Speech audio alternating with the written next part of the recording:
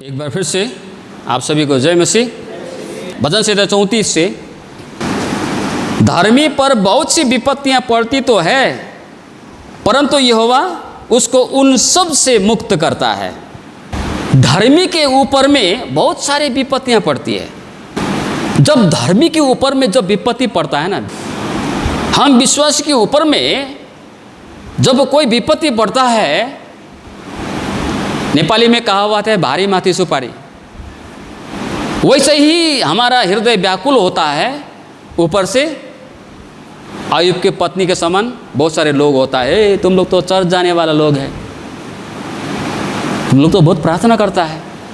हम लोग प्रार्थना करते हैं, प्रभु तो सृष्टि करता है, सब कुछ तेरे नियंत्रण में है। अरे तुम लोग तो बोलता है तेरा परमेश्वर सब कुछ नियंत्रण करता है, कि तुमको क्यों नहीं बचा पाया। प्रभु यीशु को वही बोला था ना, खुद को भी बचा, हमको भी बचा। तो जब धर्मी के ऊपर में विपत्ति आता है ना, लोग आग में घी छिड़कने का काम करता है। और भी आग में जब घी होगा तो कैसे होगा, वैसे ही आग जल रहा है, ऊपर से घी डालने से कैसा होगा, आग पकड़ेगा ना ज़्यादा भयंकर। तो वैसे ही हम व्याकुल होते हैं, ऊपर से हमको और व्याकुल करने के लिए लोग खड़े हो जाते हैं। अरे आप लोग तो प्रार्थना करने वाले लोग हैं, अरे आप तो हर एक सप्ताह चर्च में जाते हैं, आपका परमेश्वर तो महान है, उद्धारकर्ता बोलते हैं, छुटकारा देता है, सारा सृष्टि का मालिक बोलता है, क्या हुआ आप लोग की ज़िंदगी में, क्यों विपत्तियाँ। और हम लोग उस बात को सुन के हम लोग भी अंदर अंदर क्या होते हैं, हम लोग भी तड़पने लगते हैं। और हमारे मन में सवाल आता है, क्यों, सच में क्यों। एक प्रभु का दास, प्रभु की दासी थी, ये लोगों का 1-2 वर्ष का बेटा था। दोनों पास्टर ने क्या करते थे, प्रभु की सेवकाई में जाते थे। पास्टर प्रचार करता था, उसकी श्रीमती अनुवाद करते थे। एक सेवकाई में वैसे ही पास्टर जी प्रचार कर रहे थे, उसकी श्रीमती हिंदी में अनुवाद कर रही थी। और कैसे कैसे जिसको जिम्मा दे के रखा था, वो 2 साल का लड़के, वो कैसे कैसे कैसे निकल के चला गया, किसी को पता भी नहीं। बाहर में छोटा सा एक कुआं था, वो कुआं में डूब के मर गया। अभी सेवा ख़त्म हुआ, बच्चा देखता है नहीं है, कहाँ है, तो किसी ने जाके बोला वहाँ पर, अरे लड़का तो, बेटा तो 2 साल का लड़का तो मरा बैठा है वहाँ। तो इसकी पत्नी बहुत रोने लगी। हम लोग तो ऐसा किया करने वाले लोग हैं। प्रार्थना करने लगे पति पत्नी, प्रभु आपने क्यों ऐसा किया,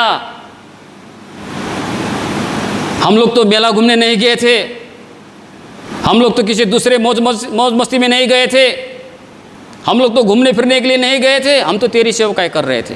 फिर सेवकाई करने के दरमियान आपने हमारे बेटे को क्यों छीना। अब इसका उत्तर क्या है, कौन इसको समझाए। धर्मी होने का मतलब विपत्तियां से मुक्त होना नहीं है। हम लोग मसीह में धर्मी ठहरे, इसका मतलब ये नहीं है कि हमारे जीवन में अब दुख तकलीफ, जो अनावश्यक जो घटनाएं हैं नहीं होगी, ऐसा नहीं है। कई पास्टर लोग दुर्घटना का शिकार हो जाता है, दुर्घटना हो किसी की मृत्यु हो जाता है। अरे पास्टर है, दुर्घटना होकर मर गया। लोग सोचते हैं अवश्य भी ये पास्टर ठीक नहीं था। नहीं, हमारे जीवन में इस प्रकार की आकस्मिक घटनाएं हो सकती है विश्वासी होने के बावजूद भी। तो इस प्रकार की जो आकस्मिक घटनाएं जो अगर हमारे जीवन में होता है ना, छोटी मोटी होने से उतना फर्क नहीं पड़ता है, छोटी मोटी में कोई बात नहीं, ठीक है।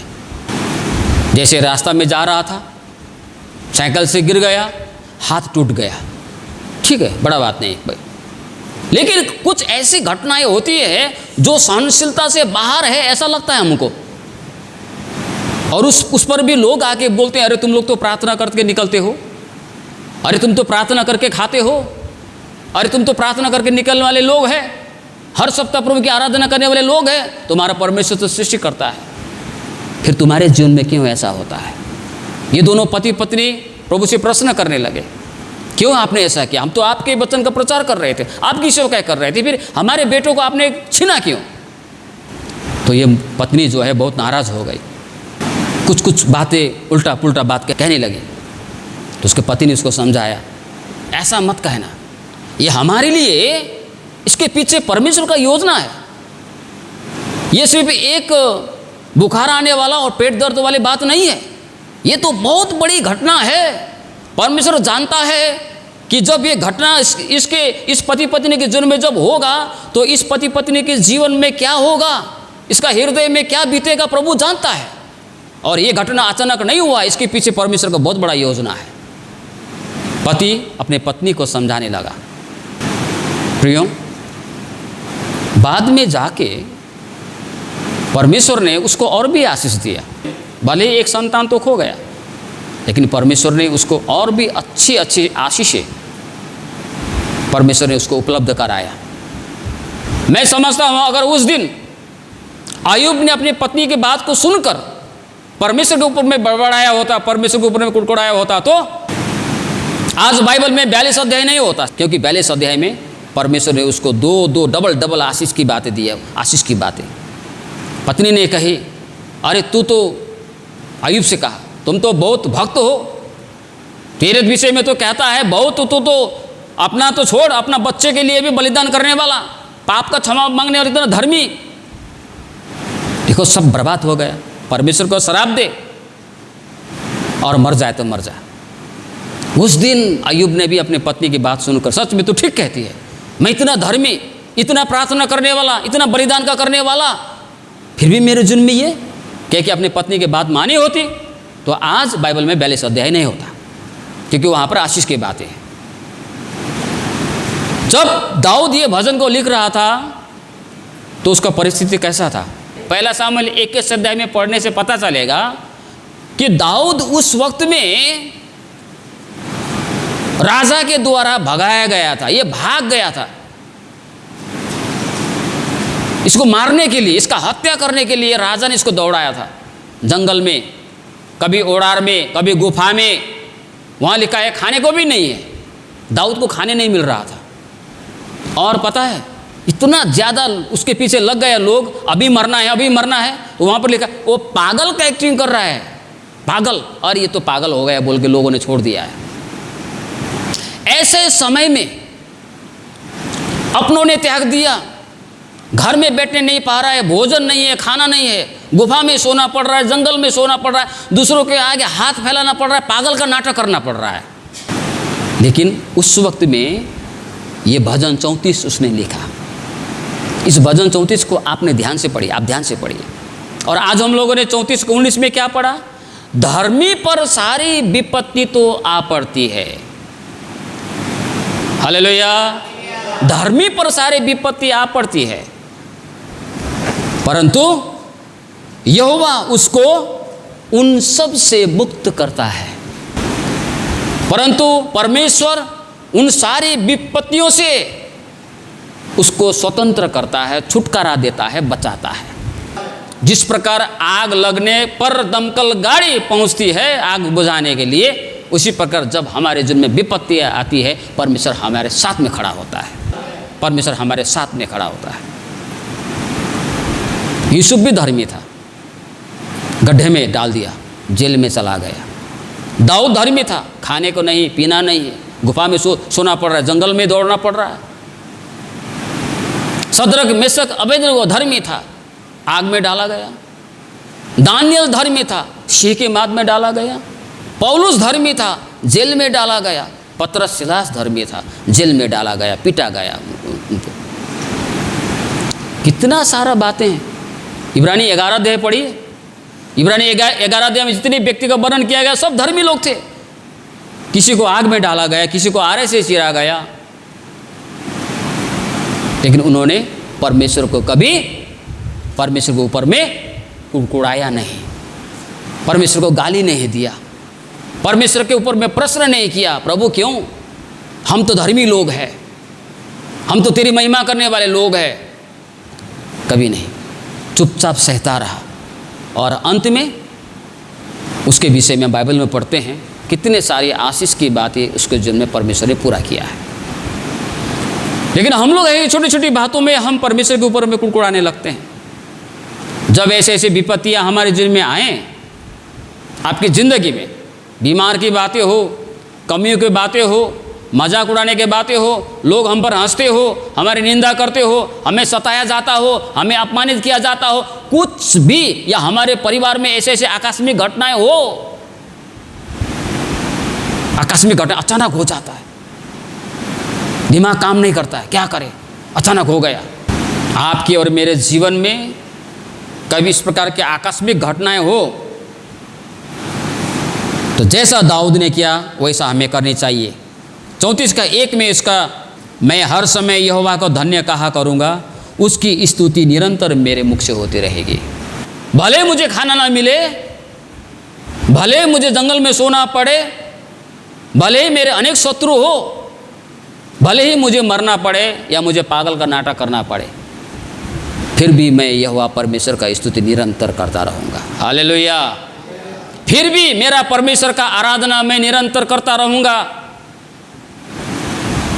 ये सबसे बड़ी बात है। इसीलिए मैंने शुरू में कहा, भरा पेट तो सब हालेलुया बोलेंगे, लेकिन पेट खाली होने से कितने लोग हालेलुया बोलेंगे? मैं परमेश्वर की स्तुति करूँगा, हमेशा मैं उसकी आराधना करूँगा। जब नोहा को परमेश्वर ने आज्ञा दिया, सारे पशु प्राणी सहित जहाज में चला जा, 40 दिन 40 रात भारी बारिश हुआ, संसार खत्म हो गया। और कुछ दिन के बाद में पानी घटने लगा, तो परमेश्वर ने नोहा को बोला अब निकाला। तो वहाँ पर नोहा ने पशु पक्षियों का, प्राणी का बलिदान किया है प्रभु के लिए। कैसा, किसका किया बलिदान? क्या कौवा का बलिदान किया? क्या सुअर का बलिदान किया? नहीं, ये अशुद्ध प्राणी है। फिर कबूतर बोल सकती थी अगर मनुष्य होता तो, अरे मैं तो इतना शुद्ध हूँ, मेरा जीवन में तो कोई दोष भी नहीं है, परमेश्वर ने मुझे शुद्ध पक्षी ठहराया, मुझे बलिदान होना है। जो खराब है उसको बलिदान करो ना, और मैं तो अच्छा हूँ, मेरा दुख क्यों, मेरे ऊपर बलिदान क्यों? यूहन्ना 15:2 में कहता है प्रभु, जो डाली मुझ में नहीं है मैं उसे काट फेंकूंगा। लेकिन जो डाली मुझ पे है मैं उसको छांटूंगा। काटने छांटने में फ़र्क है। जब कोई डाली को काट के फेंक दिया जाता है वो ख़त्म, उसका कोई अस्तित्व नहीं है। लेकिन जब छांटा जाता है ना, वो इसलिए छांटा जाता है क्योंकि और फलने पाए, और भी वो सुंदर होने पाए, और भी छायादार होने पाए, और भी वो फलवंत होने पाए, इसलिए छांटा जाता है। हम लोग की जिंदगी में इस प्रकार की आकस्मिक अगर घटनाएं होता है कभी भी, तो हमको ये सोचना चाहिए, कभी भी हम विपत्ति से होकर गुजरते हैं, दुख तकलीफ का सामना कर रहे होते हैं, तो हमें एक बात समझना है कि परमेश्वर हमारी छांट काट कर रहा है, ताकि हमें और भी हम मजबूत बने, और भी प्रभु के नज़दीक में जाएं, और भी प्रभु को पहचाने पाएं। Hallelujah, hallelujah. प्रभु ने छांटना काटना आराम किया, विपत्तियाँ भेजी, तकलीफें भेजी, फिर भी हम लोग स्थिर रहे, प्रभु का अपमान नहीं किया, हम लोगों ने नहीं कुड़कुड़ाया, प्रभु का धन्यवाद ही दिया, हम लोग और नज़दीक पहुंच गए। परमेश्वर के जितने नज़दीक हम लोग पहुंचेंगे, परमेश्वर को उतनी गहराई से हम लोग जानेंगे, गहराई से देखेंगे, और हमारा विश्वास, हमारी आशीष की बातें हमारे जीवन में और भी होने लगेगी। इसलिए यहाँ पर वचनकार क्या बोलता है, धर्मी पर सारी विपत्तियाँ तो आ पड़ती है, लेकिन परमेश्वर उन सारी विपत्तियों से उसे छुटकारा देता है, उसे स्वतंत्र करता है, उसे बचाता है। इसलिए हमें चिंता करने की ज़रूरत नहीं है। होता है ऐसा घटनाएं, शायद आने वाले दिनों में हमें से किसी का जन्म में भी हो सकता है।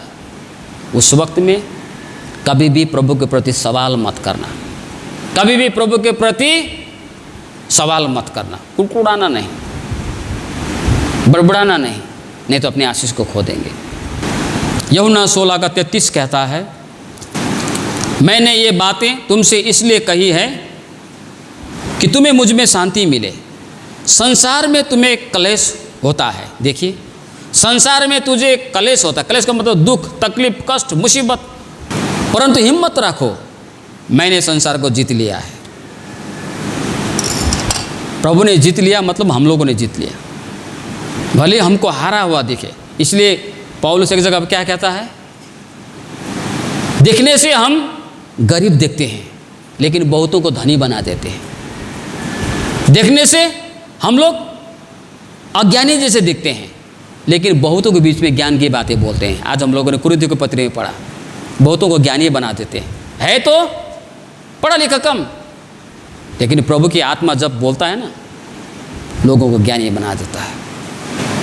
ऐसे लगता है कि हमारे पास कुछ नहीं है, लेकिन हम लोग सब कुछ पाए हुए लोग हैं, पौलुस कहता है।